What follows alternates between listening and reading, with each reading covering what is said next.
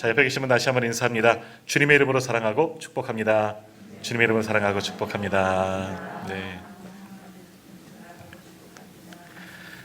우리가 세상을 살다 보면 또 이때로는 이해할 수 없고 아주 특이한 경험들 또 많이 할 때가 있습니다.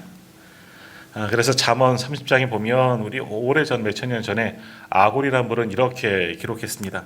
심히 기이 여기고도 깨닫지 못하는 것 서너시 있다. 인생 살아가다 보면 정말 이해가 안 되는 여러 가지 현상들이 있을 수 있다라는 겁니다. 자, 우리가 지금 계속해서 묵상하고 있는 요한복음 이 말씀 가운데 사람들이 이해할 수 없는 일들이 일어나는 것을 보게 됩니다.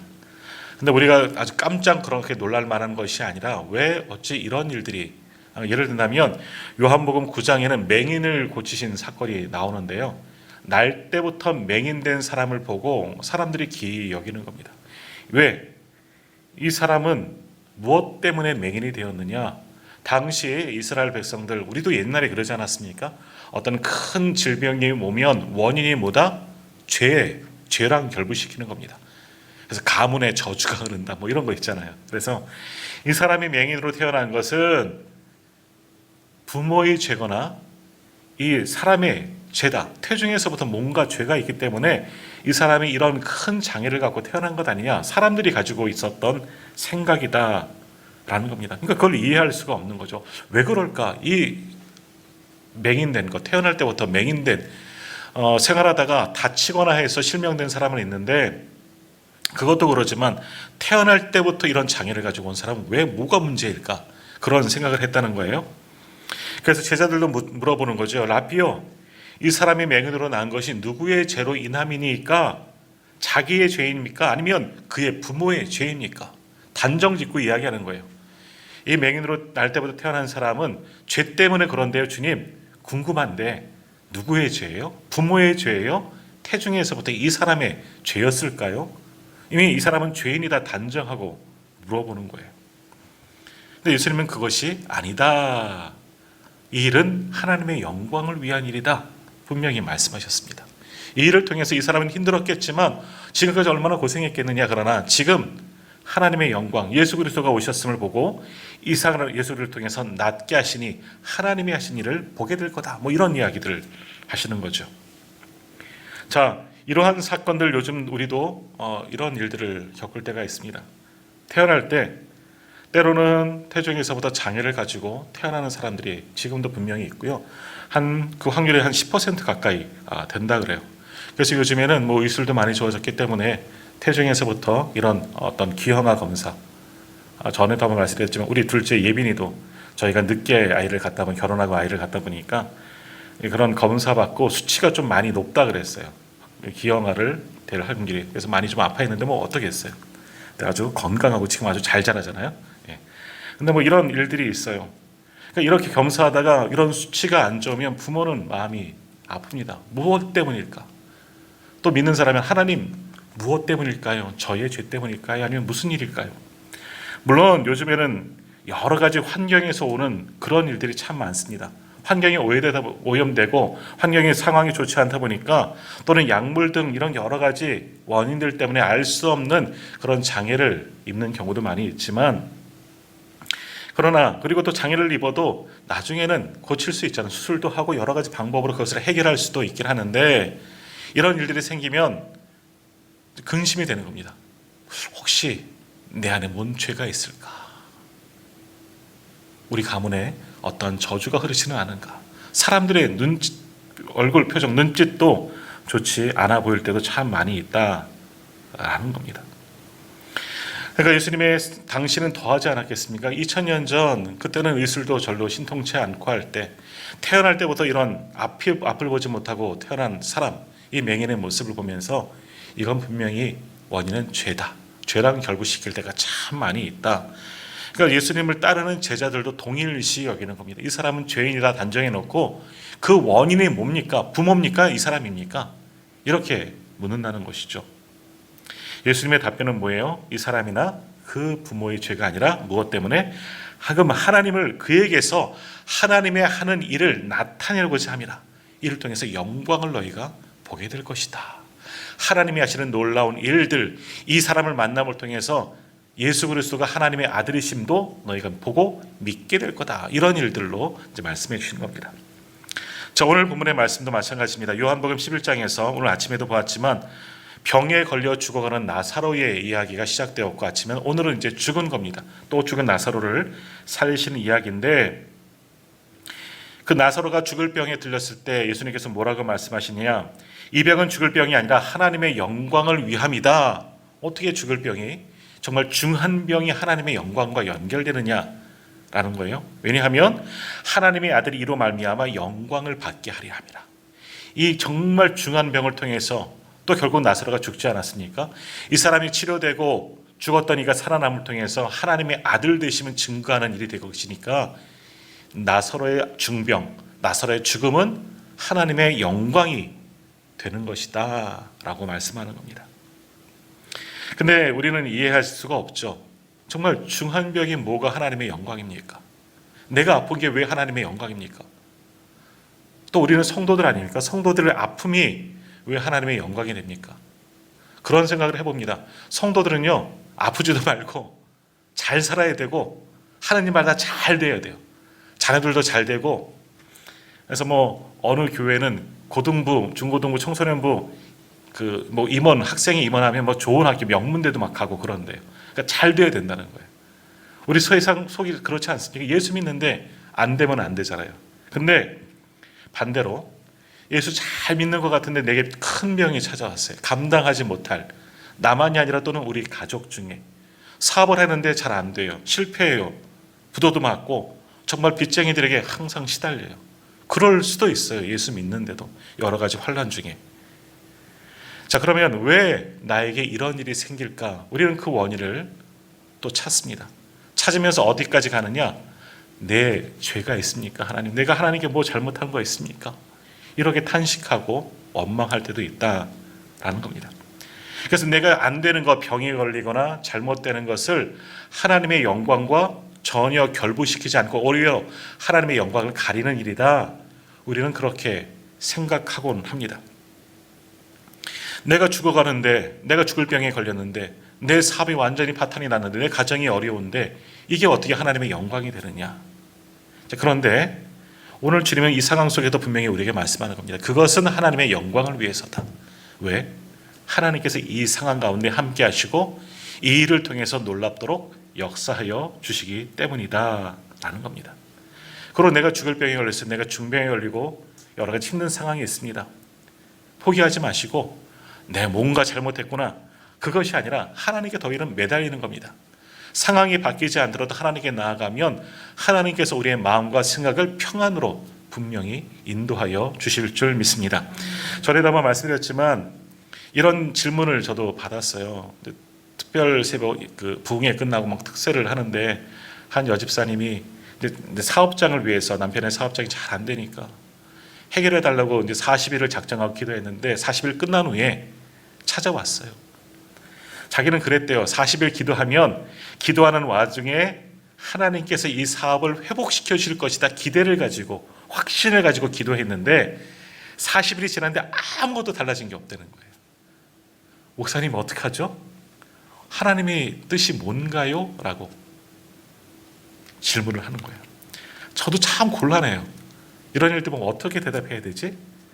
그때 아마 이야기 여러 번 했기 때문에 기억하실 거예요. 제가 뭐라고 답했느냐? 그럼 지금 집사님 지금도 기도하시나요? 네, 지금도 새벽마다 기도해요. 전에는요, 40일 전에는요. 그때는 기도하지 않았어요. 하나님은 그것을 보시기를 원하셨던 것 같습니다. 이 일을 통해서, 어려움을 통해서 하나님과 더 가까이지고 더 믿음이 깊어지기를 원하셨던 것 같다. 기다려 보십시오.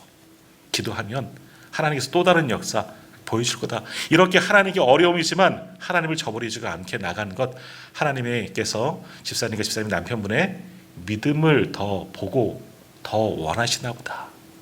그것을 더 기뻐하시는 것 같다고 그런 말씀을 드렸어요. 아마 그 이후로 잘 된 것 같아요. 시간이 많이 지나갔지만 더 어려움은 생기지 않았어요. 그래요. 지금 내가 있는 여러 가지 환난, 어려움, 중병 참 기이한 일이에요. 이해할 수도 없고 왜 내게 예수 잘 믿는데 특별히 믿음 생활 잘하는데 새벽부터 나와서 부르짖고 제일 열심히 성수하고 주중에도 나가고 여러 가지 봉사도 하는데 왜 이런 혼란이 닥치느냐? 시험거리가 될 수 있지만 아니라는 거예요. 주님은 이 일을 통해서 하나님이 하실 일을 보아라. 분명히 영광됨으로 다가오게 될 것이다 라는 겁니다. 그러니까 내게 겪는 여러 가지 상황들 우리의 눈으로만 바라보지 말라는 겁니다. 우리의 눈으로 바라보면 맹인이 보는 것처럼 아무것도 보이지 않는 거라는 거죠.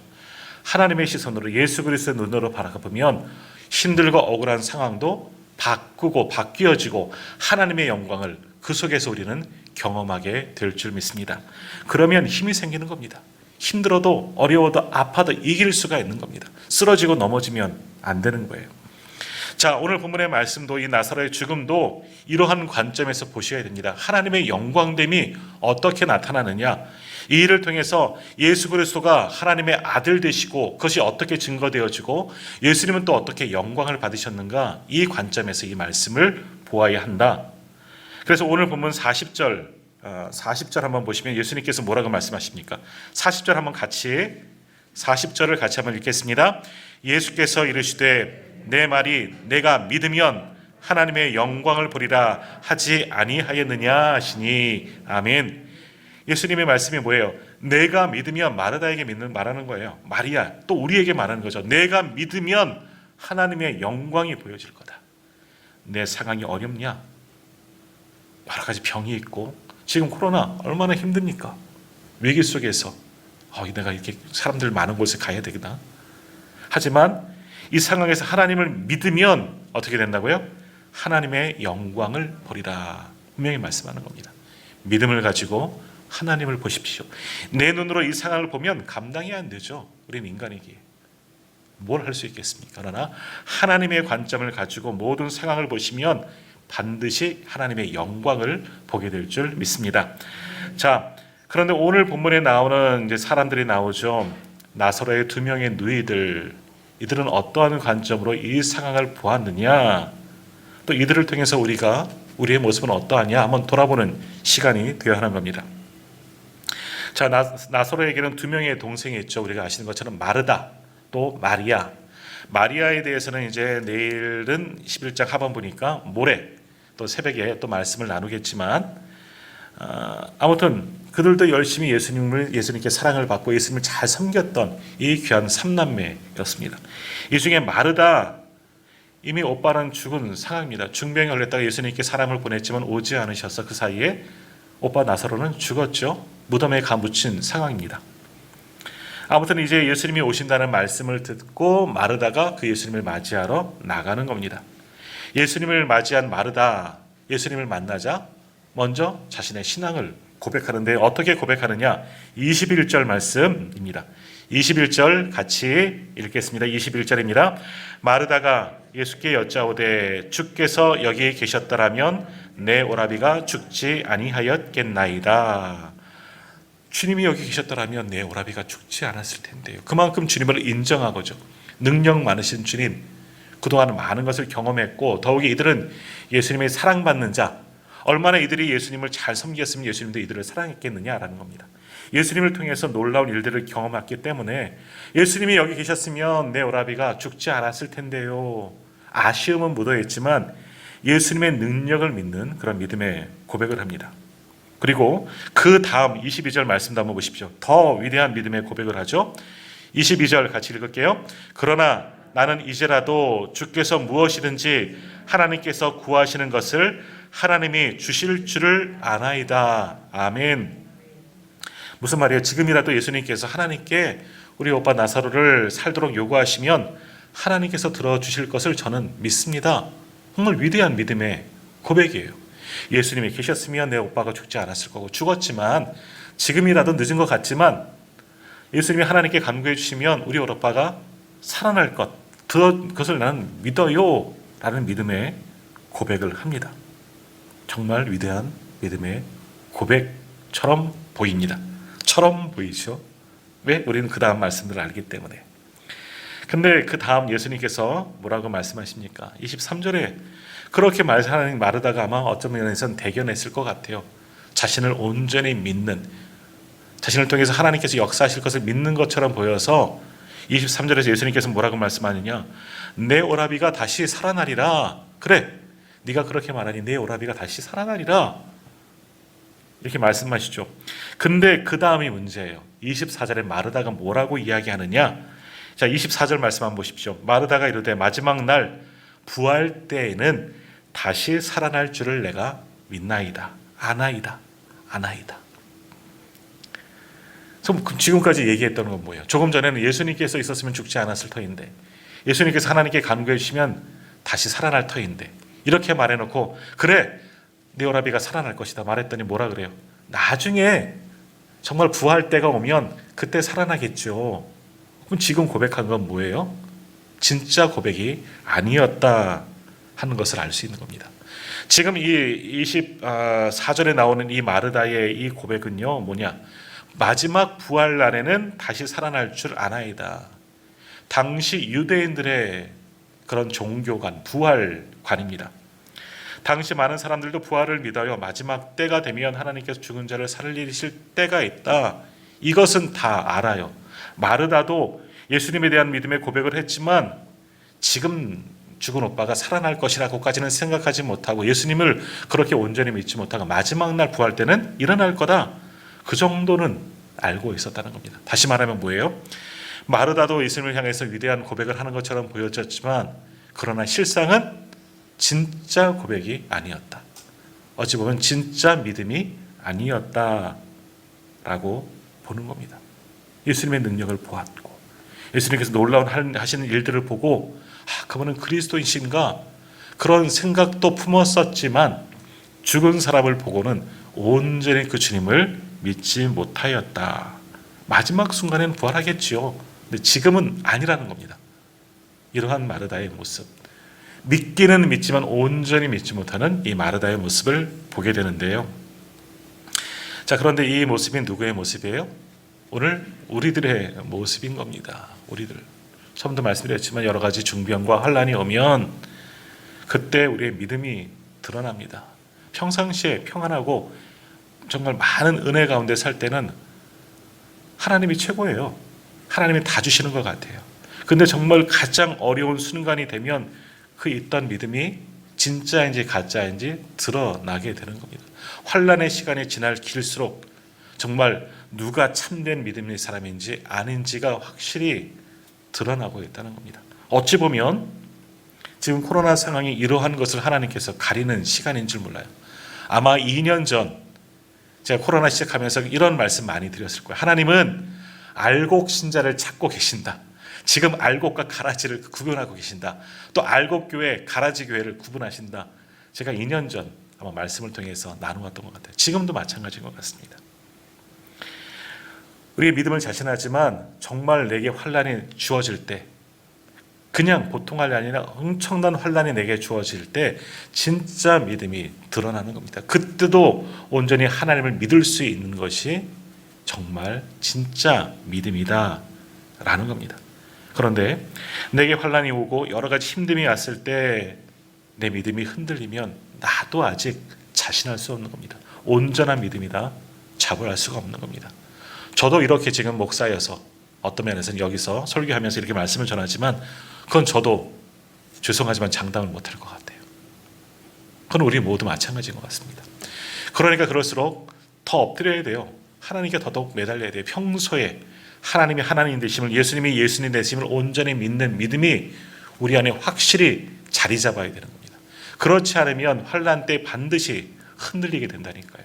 오늘 마르다 보십시오. 예수님이 계셨으면 나을 거예요. 예수님이 오셨으면 살아나겠죠. 무슨 일이 일어나겠죠. 근데 진짜로 살아나리라? 나중에요. 나중에는 살아날지 모르겠죠. 나중에 하나님께서 이 땅에 부활을 주실 때는 온전히 믿지 못하는 그의 모습을 보는 것처럼 우리의 믿음도 그러한 믿음, 정말 믿음 아닌 믿음이 될 수가 있다라는 겁니다. 그러나 이렇게 온전치 못한 마르다, 그의 부족함을 보고 예수님께서 그에게 확신을 심어주면서 말씀합니다. 25절, 26절 말씀 한번 같이 읽겠습니다. 25절, 26절 같이 읽겠습니다. 예수께서 이르시되 나는 부활이요 생명이니 나를 믿는 자는 죽어도 살겠고 무릇 살아서 나를 믿는 자는 영원히 죽지 아니하리니 이것을 내가 믿느냐. 주님께서 분명히 나는 부활이요 생명이다. 나를 믿는 자는 죽어도 살고 살아서 믿는 자는 영원히 죽지 않는다. 이것이 비밀이에요. 이것을 온전히 믿는 저와 우리 성도님들 다 되시기를 바랍니다. 자, 주님께서 이렇게 말씀하실 때 27절에서 나다가 뭐라고 얘기하죠? 주여 그러하이다. 주는 그리스도시요 세상에 오시는 하나님의 아들이신 줄 내가 믿나이다. 라고 고백을 하는 것을 보게 됩니다. 자신의 믿음 없음을 용서를 구하고 정말 주님은 하나님이십니다. 라고 고백을 합니다.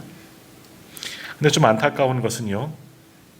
나중에 정말 조금 이제 39절 이하에 보면 예수님께서 정말 무덤에 가잖아요. 찾아가셨죠. 나사렛 무덤 가서 돌을 옮겨 넣으라 할 때 그때 또 마르다가 또 믿음 없는 소리 또 하잖아요. 주여 죽은 지 나흘이나 되네. 벌써 냄새 나나이다. 죽은데 뭐하러 오셨습니까? 뭐 이런 소리를 또 하는 거예요. 갈팡질팡하는 거예요. 뭐 지금 사실은 정신이 그 정신 아니겠습니까? 사랑하는 오빠, 의지하던 아버지와 같은 오빠가 죽었으니까 이런 마음이 있겠죠. 왔다 갔다 하겠죠. 근데 이 아직은 온전히 믿지 못하는 마르다의 모습을 오늘 말씀 속에서 보게 되는데 그 모습이 우리들의 모습이다. 그런데 주님께서 하신 이 말씀, 나는 부활이요 생명이니 나를 믿는 자는 죽어도 살겠고 무릇 살아서 나를 믿는 자는 영원히 죽지 아니하리라. 이것을 꼭 믿어야 되는 겁니다. 믿을 수 있는 우리가 되시기를 바랍니다. 자, 그럼 마리아는 어떠냐? 마리아는 어떠냐? 우리가 아는 마리아는 마르다보다 좀 믿음이 더 좋을 거로 우리는 생각하는데 마리아를 한번 보십시오. 자, 32절 말씀.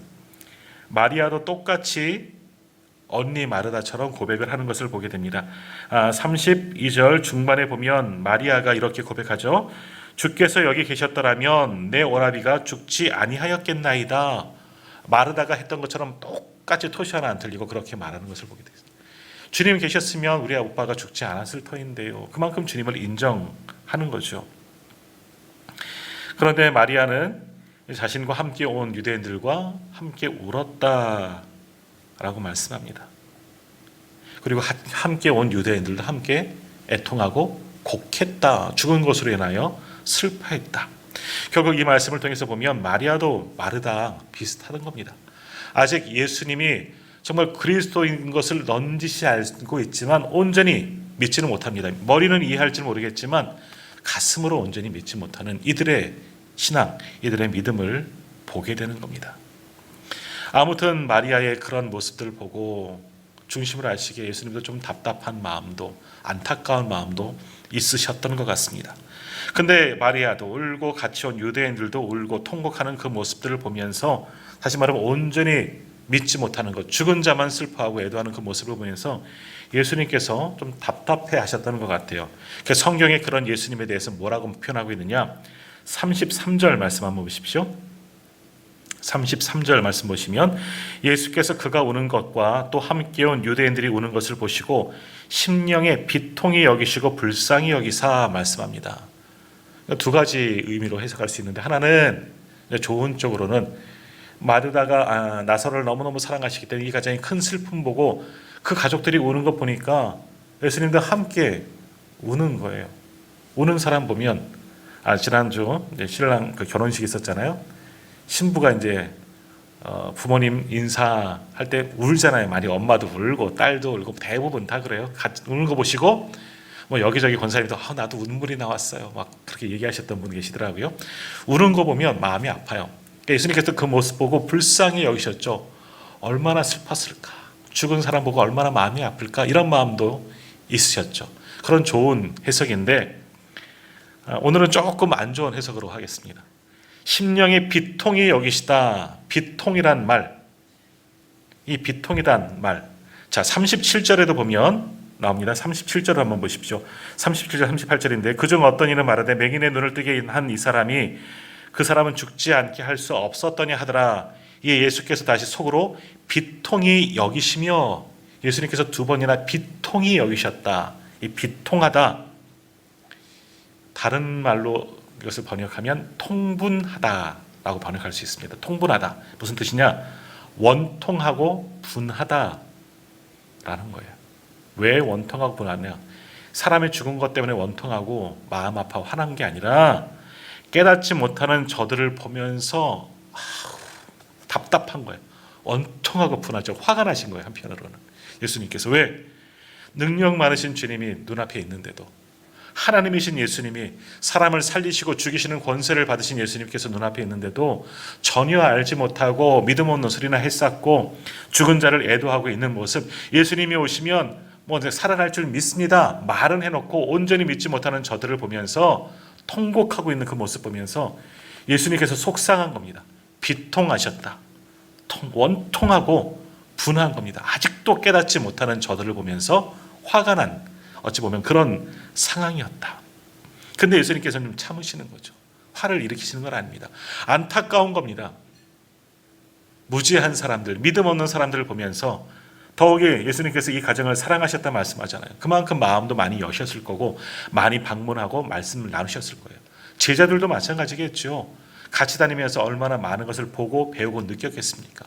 깨닫지 못하는 저들을 보며, 믿음 없는 소리하는 저들을 보면서 예수님께서 너무너무 답답한 거예요. 속을, 가슴을 쳤을지도 몰라요. 분하고 원통하다, 비통히 여기셨다. 너무 안타깝다. 믿음 없는 저들을 보며. 이 말씀을 또 준비하면서, 근데 이 모습이 또 저의 모습이죠. 우리들의 모습이죠. 예수님이 우리를 보시면 아이고 이쁘다, 아이고 착하다, 착하고 충성된 종아, 분명히 그러시기도 하겠지만 한편으로는 어떨 때는 저것들 어떡하지? 답답해하시는 예수님의 모습을 보게 됩니다. 항상 다시 제자리로 돌아가고 있고 믿음 없는 자처럼 살아가고 있는, 예전 믿기 전의 모습으로 돌아가고 있는 우리들의 모습을 보면서 주님도 비통히 여기시지 않을까, 그런 생각을 해보게 됩니다. 온전히 잘 믿어야 되는 거예요. 아무튼 예수님께서는 비통히 여기시면서 왜 저들이 이렇게 모를까? 일찍 오지도 않고 오늘 아침에도 나눴지만 예수님께서 일부러 뒤늦게 오셨어요. 하나님의 영광을 더 확실하게 드러내고 예수님의 하나님의 아들이심을 드러내려고, 어쩌면 그런 계획을 가지고 조금 늦게 오신 이유도 있지만 아무튼 온전히 깨닫지 못하고 믿지 못하는 저들을 보면서 왜 그렇게 할까? 왜 이렇게 믿지 못할까? 왜 이렇게 온전한 믿음이 없을까? 안타까워하시고, 또 35절에 보면 어떻게 하셨어요? 눈물을 흘리시더라. 이것도 중의적이죠. 두 가지 뜻이에요. 안타까워하는 가정들 보면 우시기도 하지만 오늘 제가 좀 맞추고 싶은 초점은 답답해서 우신 것 같아요. 아이고, 한숨 쉬면서 우시는 예수님의 모습은 아닐까라는 겁니다. 아무튼 저 가정을 너무 안타까운 모습을 보면서 비통해하고 마음 아파서 우시기도 했지만 깨닫지 못하는 저들을 보면서 답답해하면서 눈물을 흘리시기까지 비통해하시는, 안타까워하시는 예수님의 모습을 오늘 본문을 통해서 오늘 우리는 보게 됩니다. 오늘 이것을 한번 우리는 살펴보고자 합니다. 계속해서 말씀드리지만 지금 예수님이 우리를 보시면 어떻게 생각하실까? 지금 내 모습을 보시면 참 잘했다, 여기까지 오느라 수고 많았다, 너에게 맡긴 십자가 잘 지고 잘 쫓아왔네, 잘했다, 착하고 충성된 종아, 말씀하시면 좋겠는데 그런 소리 듣고 싶은데 어찌 보면 나를 보고서 하나님은, 우리 주님은 안타까워하시면서 아직도 그대로냐, 아직도 여기에 머물러 있으면 어찌함이냐, 아직도 여전히 세상에 한 발 디디고 거기서 떠나지 못하면 어찌하면 좋으냐, 이러시면 어쩌겠느냐라는 겁니다. 그런 우리를 보시면서 예수님께서 비통해 하시고 슬퍼하실 수도 있다라는 겁니다. 오늘 마르다 보고 마리아 보면서 저는 믿음 좋은 줄 알았는데 가만히 보니까 믿음 어리는 소리나 해쌓고 있고, 이런 사람들 보면서 책망하지만 이것이 오늘 우리들의 모습이 될 수가 있다는 것. 그건 나나 잘 믿어야죠. 예수 잘 믿어야 된다는 겁니다. 우리도 정말 환난이 오고 어려우면 이렇게 믿음 없는 사람이 될 수가 있다는 것을 기억해야 합니다. 여튼 이런 상황 속에 저들에게 하나님의 영광을 보게 하기 위해서, 또 하나님의 아들 예수 그리스도의 능력과 권세를 보여주시기 위해서, 하나님의 아들 되심을 증거하기 위해서 예수님이 일하시죠. 39절에 보면 돌을 옮겨 놓으라. 마르다가 막습니다. 냄새나나이다. 이미 죽은 지 그 더운 지역이기 때문에 빨리 이제 부패합니다. 냄새도 납니다. 믿음이 없는 거예요. 계속해서 예수님이 하시는 일을 막고 있는 이 마르다의 모습. 그러나 예수님은 신경 쓰지 않습니다. 왜? 이 일을 통해서 하나님의 영광을 드러내기 위해서, 또 자신이 하나님의 아들 되심을 증거하기 위해서 이 일을 행하시기에 막는 사람을 오히려 멈추게 하는 겁니다. 그래서 말씀하시죠. 40절 보십시오. 그래서 이렇게 말씀하는 겁니다. 예수께서 이르시되 내 말이 내가 믿으면 하나님의 영광을 보리라 하지 아니하였느냐. 아마 조금 큰 소리 하셨을지도 몰라요. 야, 내가 말하지 않았냐. 내가 믿으면 하나님의 영광을 보리라 하지 않았냐. 우리에게 하시는 말씀이죠. 너희가 믿으면 하나님의 영광을 보게 될 것이다. 너희가 믿으면 지금 주어진 상황, 그거 아무것도 아니다. 다 이길 수 있다. 중병이고 사비고 이 코로나고 믿으면 되는데, 문제가 뭐예요? 믿지 못하는 게 문제입니다. 우리가 온전히 믿지 못하는 것. 주님은 그래서 말씀합니다. 내 말이 내가 믿으면 하나님의 영광을 보리라 하지 않느냐. 온전히 믿어야 되는 겁니다. 믿어야지만 영광이 드러나게 되는 겁니다. 그러나 저들의 믿음과는 상관없이 이제 주님은 자신의 일을 시작하는 겁니다. 그 41절 이하에 보면 하나님 아버지 내 말을 들으신 것을 감사나이다. 하나님께서 하신 일께 감사하고 나사로가 살아나는 놀라운 표적이 가장 요한복음에 나타나는 7개의 표적 중에서 가장 최고의 표적이 보여지는 겁니다. 물론 이는 예수님의 부활, 죽음과 부활을 또한 예표하는 사건이죠.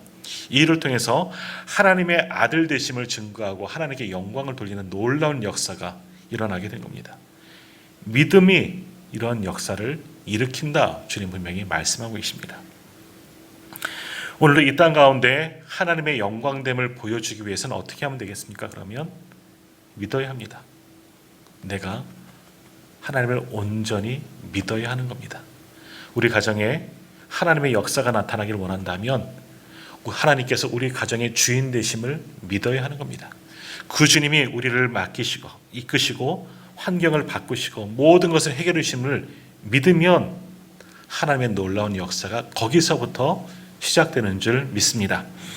그러나 우리의 생각대로 하나님께서 인도하지 않을 수 있어요. 예를 들어서 오늘 아침에도 말씀드렸지만 육체의 질병이 낫지 않을 수도 있어요. 모든 상황이 좋지 않아질 수 있어요. 계속해서 악화가 될 수 있지만 거기에선 그건 사람의 생각으로 보면 하나님이 아니신가 보다. 일 안 하시는가 보다. 나를 버리셨나 보다. 내가 죄가 많아서인가 보다. 생각할 수 있겠지만 그러나 끝까지 믿고 나아가면 하나님께서 알지 못하는 또 다른 역사를 반드시 일으켜 주실 줄 믿습니다. 내 방법이 아니기 때문에 하나님의 방법이 보이지 않는 것뿐입니다. 하나님의 뜻을 온전히 알지 못하는 것이죠. 그러나 겸손히 하나님 앞에 엎드려 하나님이 하실 일을 바라보며 하나님을 온전히 믿으십시오. 그러면 하나님의 영광이 반드시 우리 가운데 나타나게 될 줄 믿습니다. 우리 성도님들 가정에도 하나님의 영광이 나타나게 될 줄 믿습니다. 이 나라 이 민족에게도 지금 코로나로 얼마나 힘이 듭니까?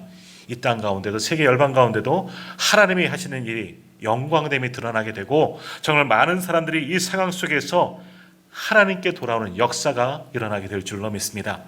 오늘 마리아처럼 믿음 없는 자가 되지 마십시오.